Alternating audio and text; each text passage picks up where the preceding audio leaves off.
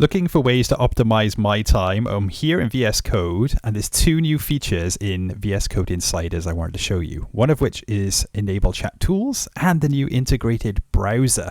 And what this allows me to do is I can go to Command, open up integrated browser, and I can head to my favorite application, Copilot Studio, and I can share this agent with the agent in VS Code. Well, in GitHub Copilot.